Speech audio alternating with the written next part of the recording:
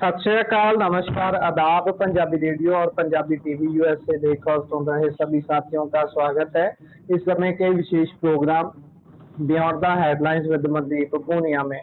हर रोज की तरह मनदीप पूनिया जी का साथ इस प्रोग्राम में हमारे साथ होता है और देश देश के साथ जुड़ी हुई अहम खबरों पर बातचीत होती है। करते हैं पूनिया जी का सबसे पहले स्वागत। बहुत बहुत स्वागत है पूनिया जी। जी नमस्कार, सत श्री अकाल, आदाब। नमस्कार, सत श्री अकाल, आदाब। रुख खबरों का सबसे पहले करें तो बात हर रोज की तरह मिडल ईस्ट से शुरू करते हैं।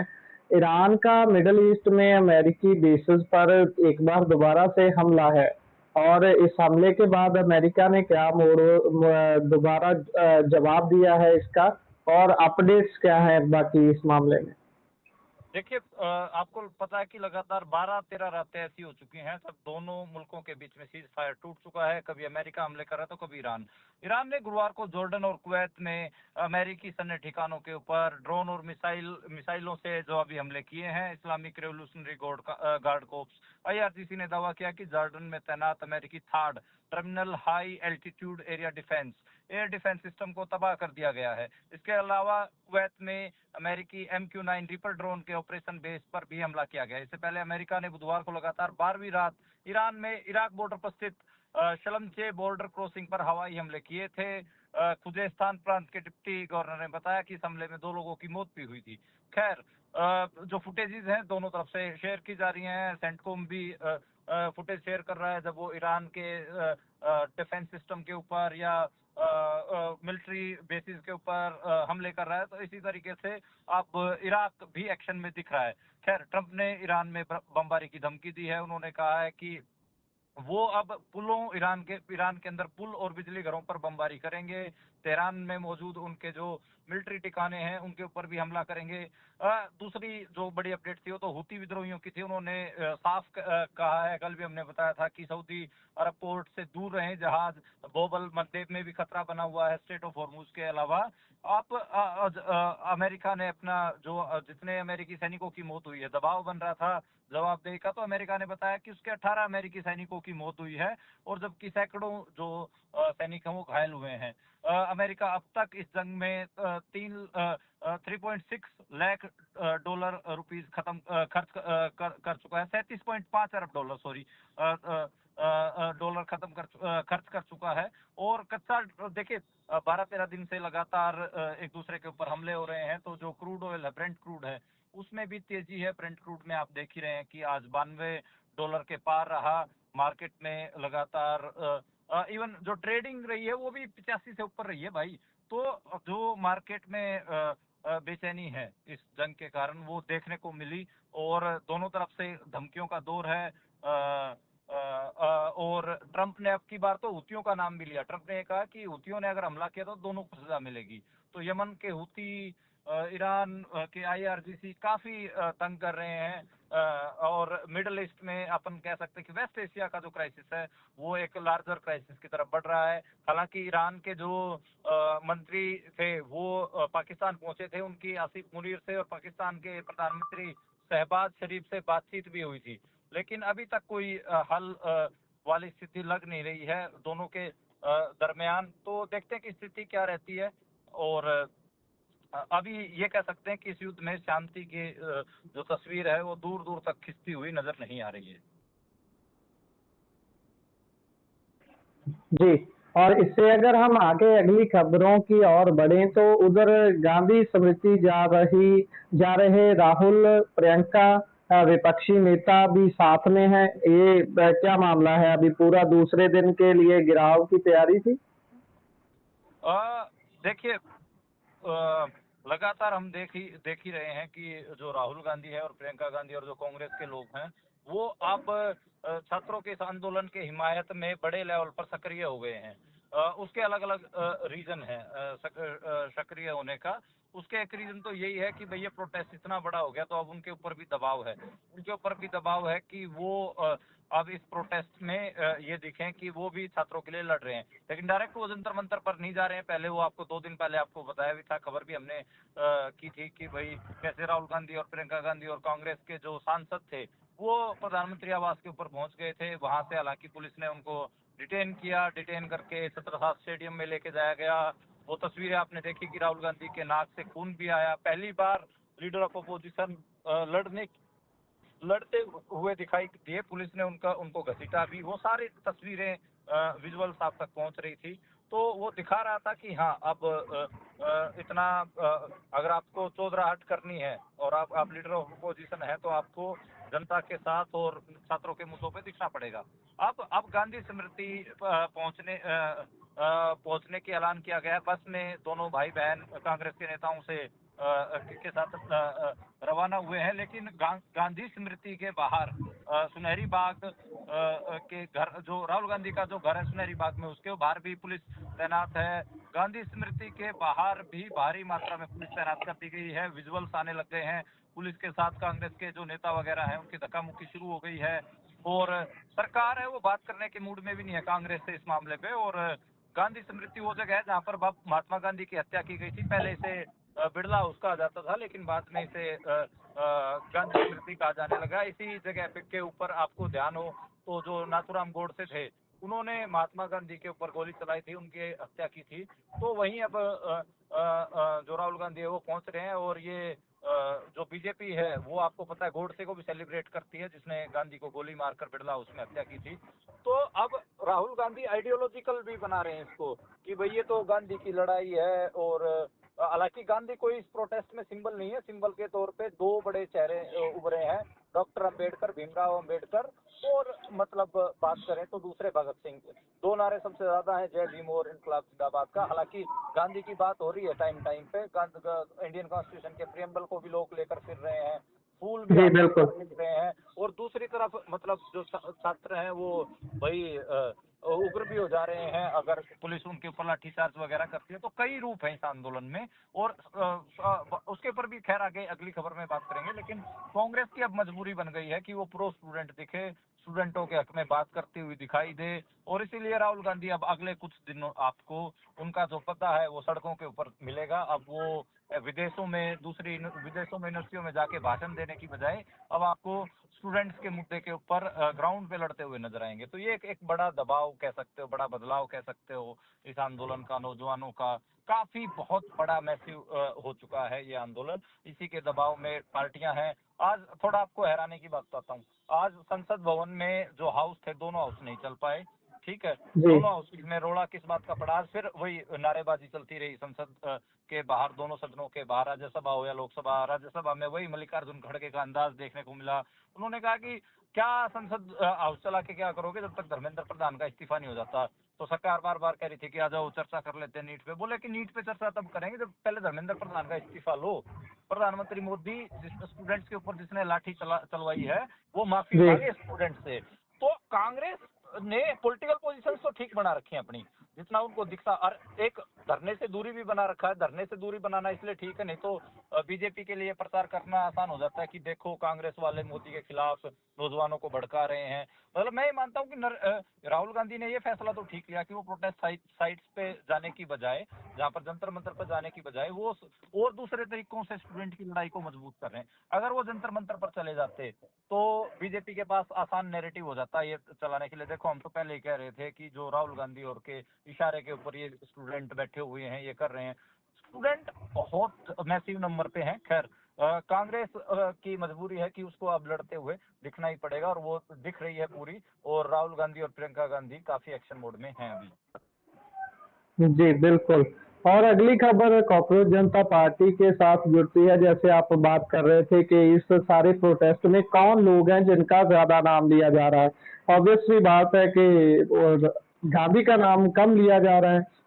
खैर इसमें मैं एक और वीडियो देख रहा था जिसमें एक महिला वो जो वहां पर संविधान की कॉपी बेच रही हैं, उन्होंने वहां कॉपी लगाई हुई है। वो बता रही थी कि हर रोज बच्चे आते हैं मुझसे संविधान की कॉपीज खरीद कर लेकर जा रहे हैं।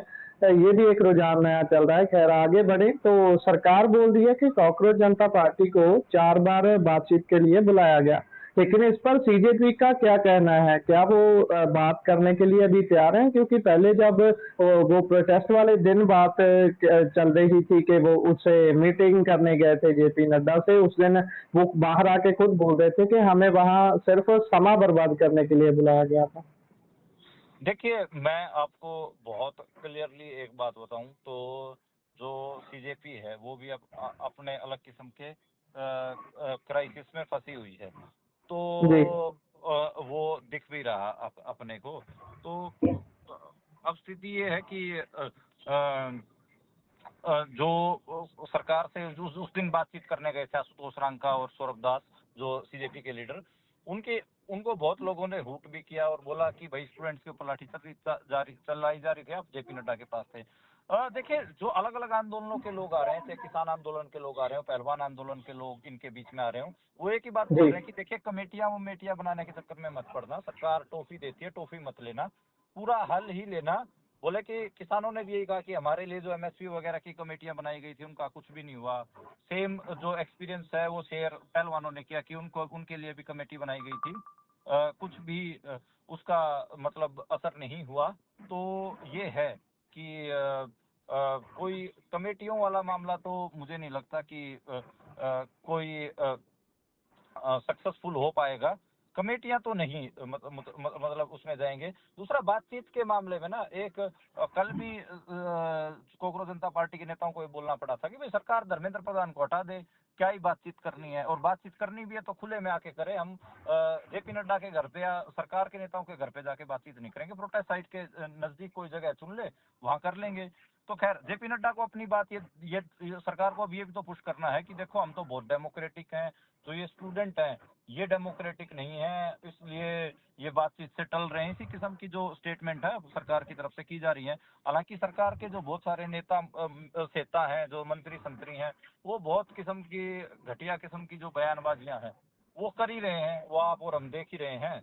उसमें वो लगातार जो घोषित करने की कोशिश कर रहे हैं, वो यही घोषित करने की कोशिश कर रहे हैं कि ये जो स्टूडेंट हैं ये तो अराजक हैं, ये कोई बातचीत करके रास्ता नहीं निकालना चाहते।